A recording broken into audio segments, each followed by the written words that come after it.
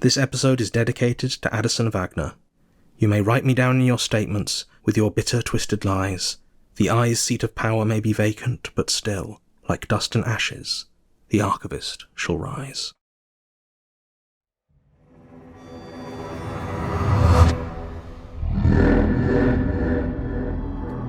Rusty Quill presents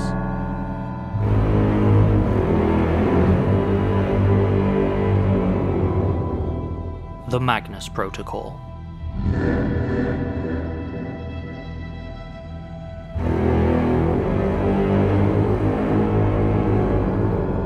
Episode 33, Peer Review.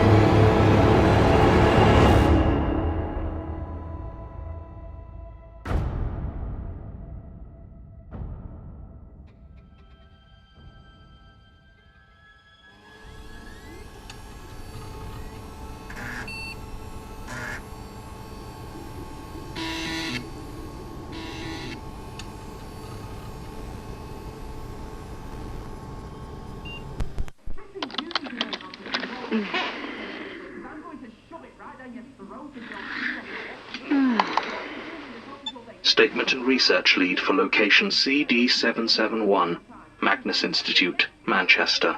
Private and confidential. Viability as subject, low. Viability as agent, low. Viability as catalyst, low. No follow-up recommended due to potential acquisition risk. Interviewer comments redacted at request of Dr. Welling. Interviewer comment redacted. Of course. Victoria Marcario. Interviewer comment redacted. That's Marcario. Interviewer comment redacted. Yes. Yes, that's right. Can I get you some tea? Interviewer comment redacted. If you're sure. And it's James Dawn. As in, always darkest before. Interviewer comment redacted. It was our second date. We met online. I move around a lot for work, and they sent me to their Blackpool offices for a 4-month posting. James lived there all his life, he said. Our first date was good, really good, and I was keen to meet up with him again. So we met by the beach, had dinner, everything was going great, and, he wanted to take me to the pier. Said he'd spent a lot of time there growing up and wanted to share it. Interviewer comment redacted. Yes, we went. It was a beautiful night at first. The perfect temperature, people out, drinking, playing music. The pier was everything you'd sort of expect from a slightly run-down British seaside. Ferris wheel out at the end, games, twinkling lights, a view down the shore. We decided to check out the arcade at the end of it. We stopped and played a few games, which turns out we were both terrible at. James even got a bit frustrated at one of those punching bag ones, but still, we were having a good time. Interviewer comment redacted. I don't know. Nothing obvious. It happened gradually. The first thing I remember noticing was just after he took me outside. I remember it was cool, almost cold, despite being summer, with a stiff breeze coming off the Atlantic. James walked towards the railing, and he was telling me these little stories about being there as a kid. The time he snuck onto the Ferris wheel, failing to surf in the weak swells. As we got up to the railing, he put his arms around my waist and said, "This spot, right here, is where I had my first kiss." He said, I was looking right out there at the coast. But when he turned and pointed, we couldn't see the town lights. There was just a dark kind of shadow obscuring it. We could see the rest of the shoreline, but it was like a thick bank of fog had rolled in and blocked that one spot. James got a bit flustered and muttered something about the weather turning. I think in his mind he'd blown it, but it was sweet. So I just told him my view was perfect, and I went for it. Interviewer comment redacted. No. Earlier that night, we'd passed an artist inside the arcade, one of those cartoon people with the caricatures.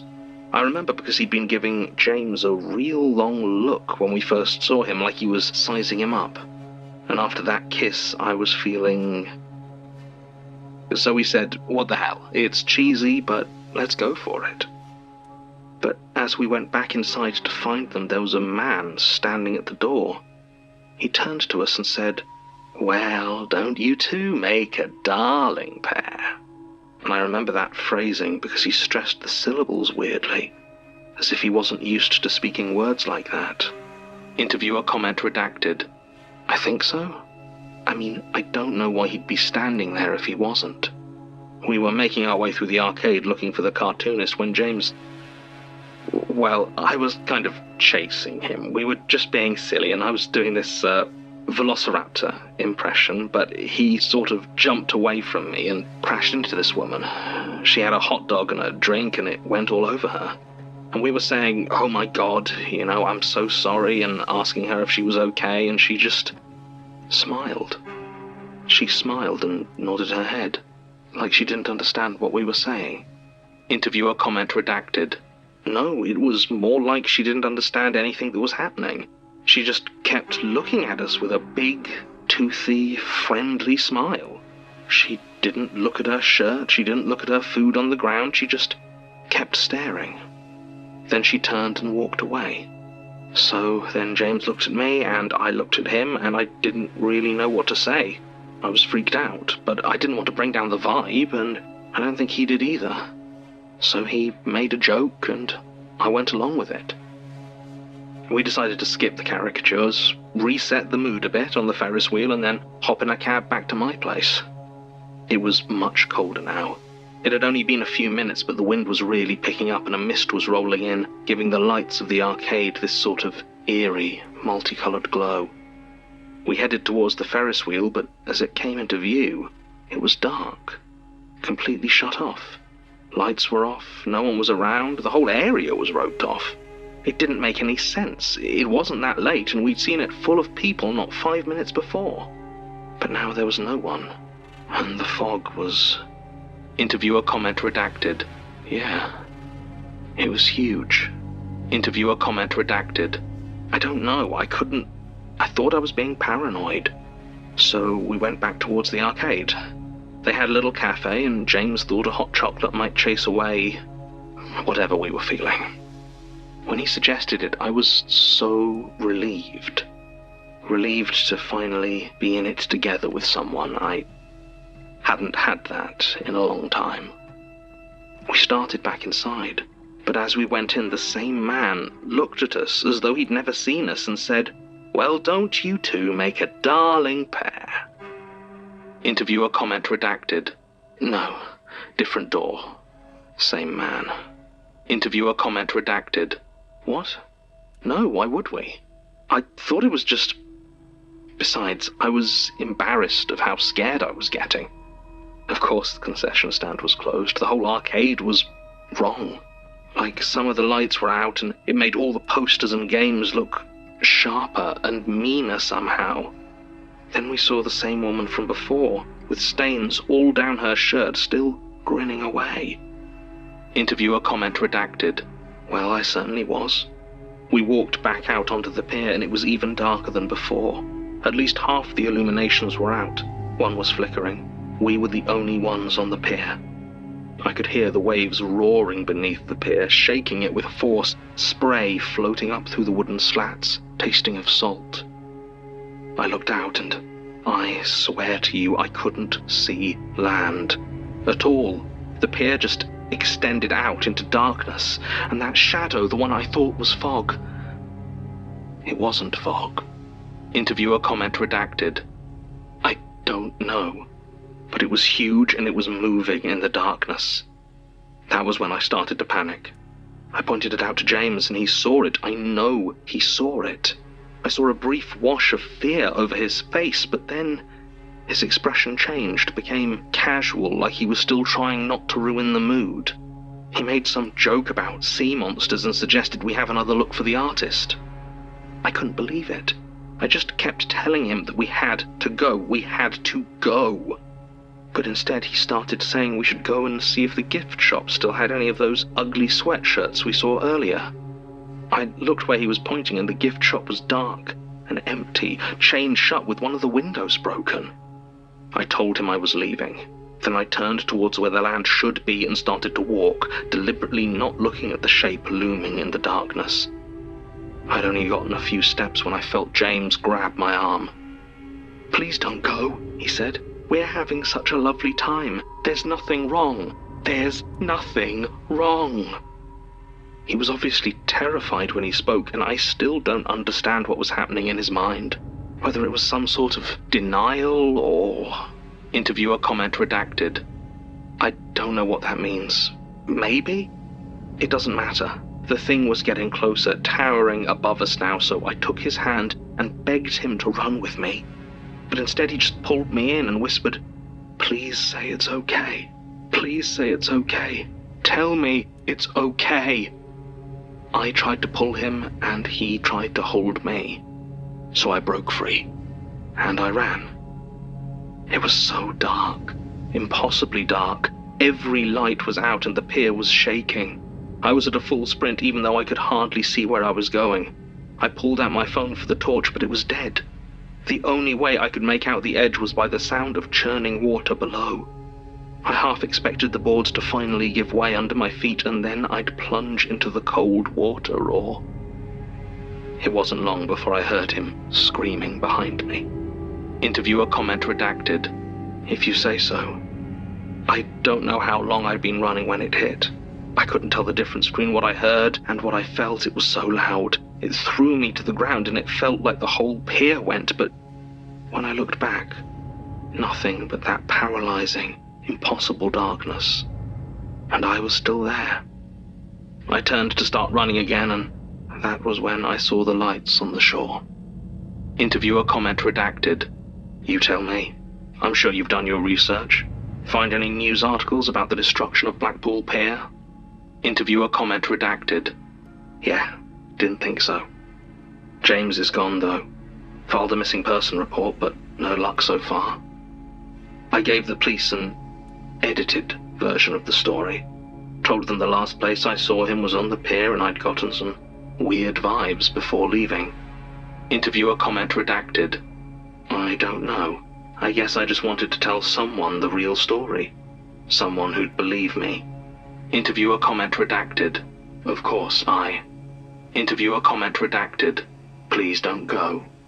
Interviewer comment redacted.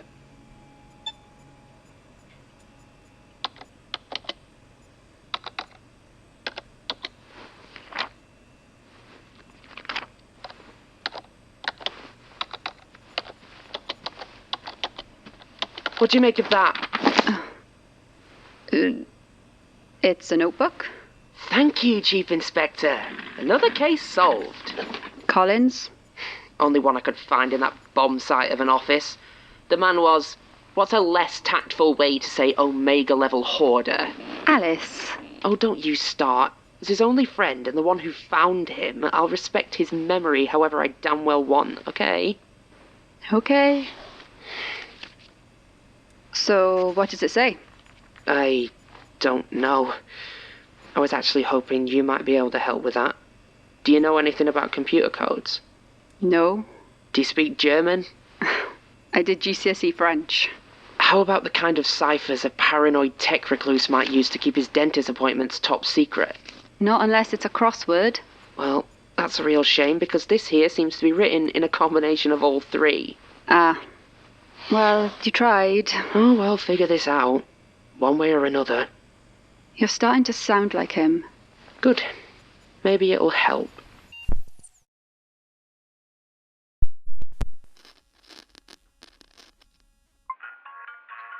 Christ, do you think they'd have a fast track for official? Yes, hello, this is Gwendolyn Bouchard with the OIAR. Oh, of course. 1 second.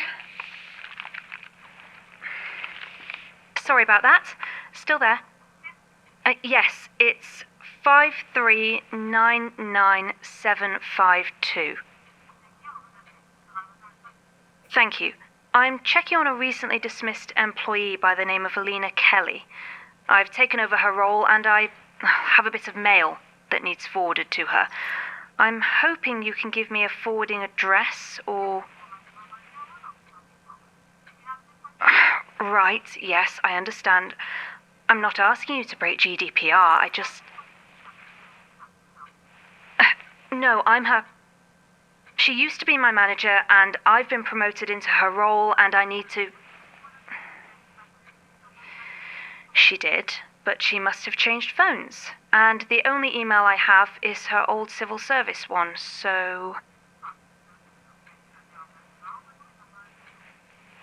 No, of course. I understand. Yes, fine. Thank you so much for your help.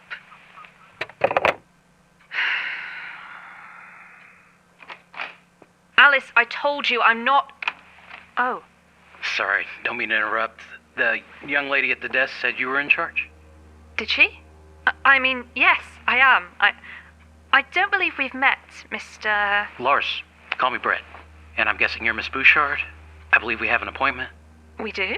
Set up a few weeks ago. You emailed us? Oh, of course. My assistant must have neglected to update my calendar. My apologies. It's all good. God knows I'd struggle to be on the ball working these hours. Latest meeting I've had in years. Since her predecessor, actually. Right. Must be a lot of pressure filling her shoes. A lot of cleanup, certainly. Speaking of which, I'm afraid we've been having some issues with our email systems. Do you remember what exactly I wanted to discuss? Oh, well, I believe you said something about budget adjustments and reconsidering whether Starkwall had anything to offer the OIAR in terms of security services. Ah, of course.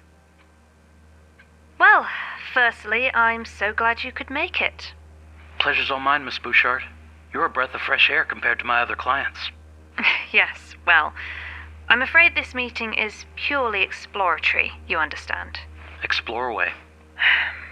As the new manager, it behooves me to check these things, and although our current security arrangements are satisfactory, I'm interested in hearing your pitch as to why we need the services of a private military company. Well, let's start with tonight. I walked right in, and you know how many people challenged me? 0. There was one locked door with a basic RFID reader. When I knocked on it, a tired young woman let me in as soon as I said your name. I'm not sure I'd describe that as a satisfactory security arrangement. I see your point, but we can solve that with some basic training and some new locks. Of course, but that isn't going to help with off-site security, is it? True, but we do have other assets at our disposal should we need them. Yes. You know, I warned Lena against the wholesale shift to her, how shall we put it, unpredictable external agents. Well, it was a bad idea then, and it's a bad idea now. In the past, Starkwall has been a major factor in keeping those agents in check. And I think we can both admit that Lena's decision to part ways with us has left your situation precarious. It's not ideal, I'll admit, but I have a few reports here that seem to show Starkwall actually increasing the precarity of a few situations over the years. What would you say to that? Hey, I'll be the first to admit our record isn't spotless, but when you're working in dangerous situations with incomplete intel and unreliable allies, things can get hairy. But let's be honest, as far as I'm aware, that's pretty much the standard MO at the OIAR, and we never left a job unfinished. I still believe there's a bright future for us if we work together. A lucrative future for you, perhaps? And a secure one for you and your team. We can protect you from whatever comes your way. I guarantee it.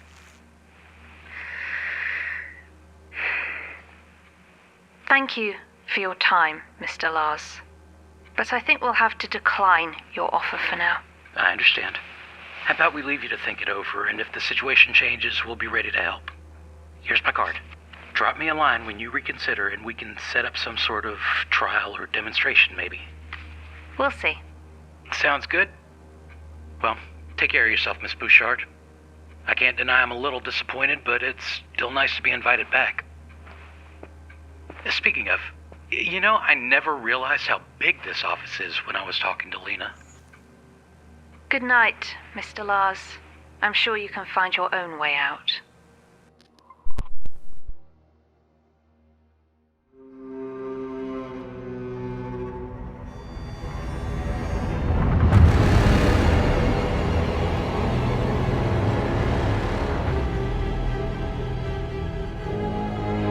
The Magnus Protocol is a podcast distributed by Rusty Quill and licensed under a Creative Commons Attribution Non-Commercial Share-alike 4.0 international license. The series is created by Jonathan Sims and Alexander J. Newall, and directed by Alexander J. Newall. This episode was written by Aaron Blanton and edited with additional materials by Jonathan Sims and Alexander J. Newall. With vocal edits by Nico Vettese, soundscaping by Meg McKellar, and mastering by Catherine Rinella, with music by Sam Jones.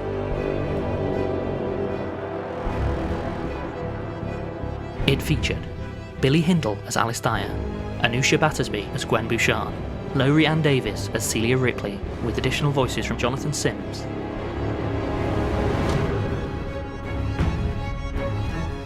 The Magnus Protocol is produced by April Sumner, with executive producers Alexander J. Newall, Dani McDonough, Linn C., and Samantha F.G. Hamilton, and associate producers Jordan L. Hawke, Taylor Michaels, Nicole Perlman, Cetius the Raven, and Megan Nice.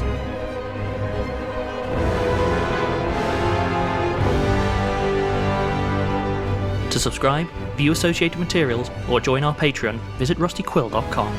Rate and review us online, tweet us at @TheRustyQuill, visit us on Facebook, or email us via mail@rustyquill.com. Thanks for listening.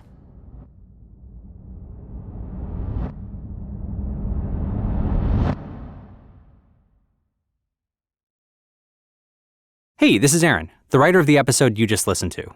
If you enjoyed this episode and you want to hear more of my work, be sure to check out my show, What Happened in Skinner. It's a full-cast cinematic experience that follows a mysterious death out on the remote island of Skinner, Oregon. We went out there expecting a murder mystery. But when we started hearing rumors that there was actually an occult group operating on the island, well, it's a wild ride. Anyways, our second season is coming out right now, so your timing's actually perfect. You can listen to What Happened in Skinner by following the link in the show notes below, or you can find us online at whathappenedinskinner.com. In 2021, the world was gripped by a live stream gone terrifyingly awry. Welcome back to a glitchy, stormy episode of Pacific Legacies. I'm Greg Skinner, here with our illustrious guest host, Susan Wild. Just guess.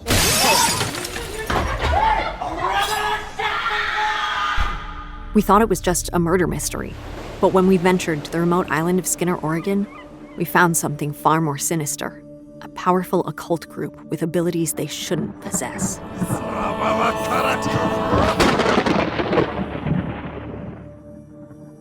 2 years later, we invite you back into the world of the Oramana. People are dying. A dangerous radical schemes in the shadows, and covens across the nation are ready to fall. But you can help us stop it.